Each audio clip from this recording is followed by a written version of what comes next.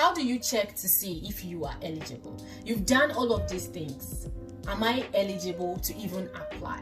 Hi everybody, this is Miriam, and we are here with the part 2 of tips to know for grad school. When you're applying for grad school, what you need to know when you're applying for grad school.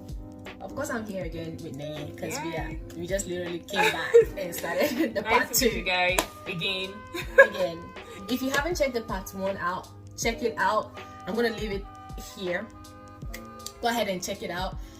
We spoke about a lot of things, and that's like the preceding tips before these tips. Part 2 of this same segment, we're talking about 3 more tips basically. I know we said 5, but we'll give an extra tip that we are giving in the part 2, which is the beginning part of part 2, is to actually go ahead and attend other graduate school workshops that are in your school. So it's actually called graduate school workshops. It's called college fairs. There's a lot of benefits for attending this. I do feel that when we talk about workshops, you don't necessarily have to leave your home country, because most of these schools actually come to your country to actually, like, I don't want to say publicize, but basically to market their schools. So college fairs are a very good platform for you to meet admission officers of your school, for you to get to know about your school, for you to get to know about their requirements, for you to even pitch. It's like when you're doing like an elevation pitch. Maybe you have a business idea and you're looking for funding. That's exactly what it is. So you're going there, you're going in your best state and form. You prepare like someone that is actually going for a job interview. Because you're going for a job interview, you're going to go there to listen to what they have to say about their schools, then also market yourself, talk to the admission officers. And through these college fairs, you can get, application fee waivers for your application, which is very important, because if you're going to be applying to 5 schools, 5 graduate programs, by the time you calculate the money you'll be paying, USD, it's going to be substantial, very substantial. So I think you need as much waivers as possible, and to be able to get it, you need to be present in some of these fairs. So I know I would advise you stay close to, if you're looking for schools in the US, stay close to Education USA. Education USA is in every country. As long as there is a US embassy in your country, there's an education arm in that embassy, and they are the ones that usually kind of should I say first point of contact that these admission officers have when they come to your country. So stay close to them for you to know about these programs as they occur and make yourself available. To add to what you just said, I would say, personally, from my experience, I wasn't one that, I think generally most schools in West Africa, because that's where we are from, that's where we can speak to, our university doesn't have emails for students. So it's like we use our general Gmail.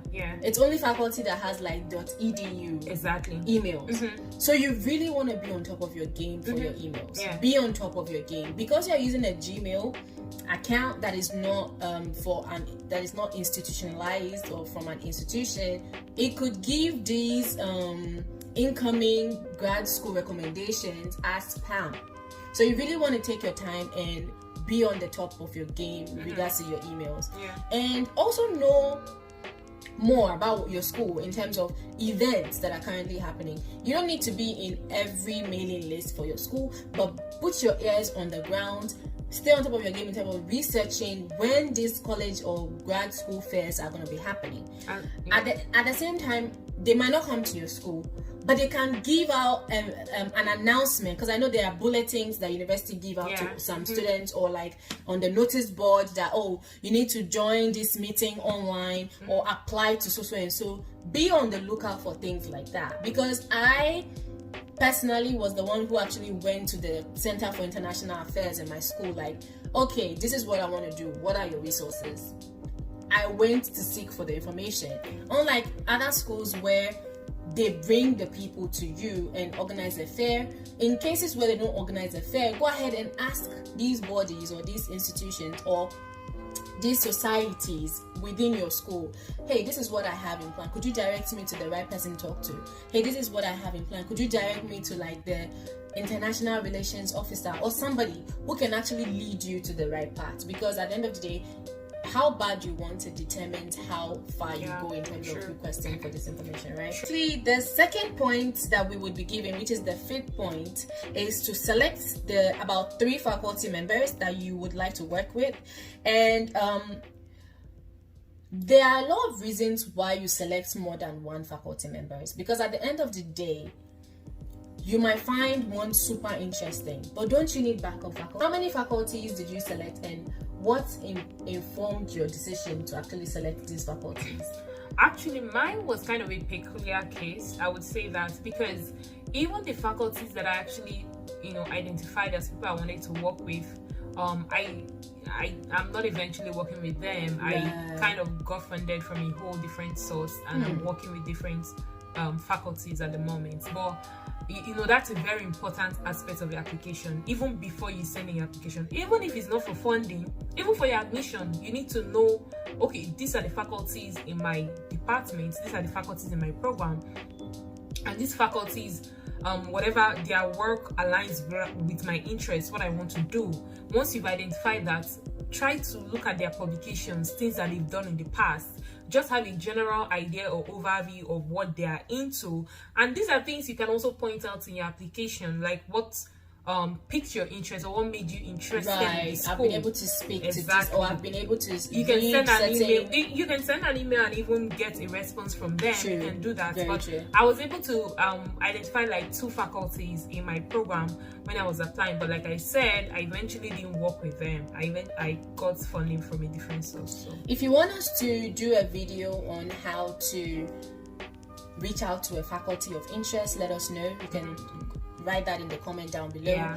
How to pitch yourself to a faculty, because this is your, like she said, elevation pitch. The person doesn't know you. You want to sell yourself to this faculty member.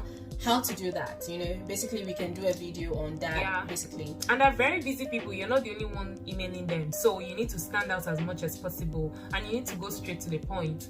Keep it brief, keep it simple, make sure you're very coherent in what you're saying. Make sure it makes sense to you. You can send it to your family members, your friends to review before you send the emails. And the thing is, you can even have a particular email draft, generic, and then you keep editing it to suit.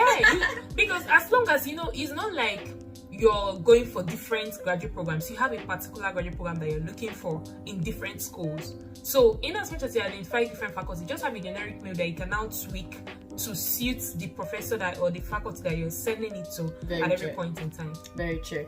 Our very last but not the least tip is for you to read the program requirements carefully. Now you've done all of these tips that we said coherently and chronologically. You want to go ahead and read the program requirements carefully before you start to apply. Now we would be doing a whole new video on program requirements because it's a lot. And even how to get yourself ready for the requirements. Graduate school program requirements, it's no joke. Yeah. By the end of the day, you need to read these program requirements. And is this something you can actually do before you go ahead and do, right? So with this, we are coming to the end of this video. We said we're going to give a bonus tip. Now the bonus tip is for you to check and see if you are actually eligible. How do you check to see if you are eligible? You've done all of these things. Am I eligible to even apply?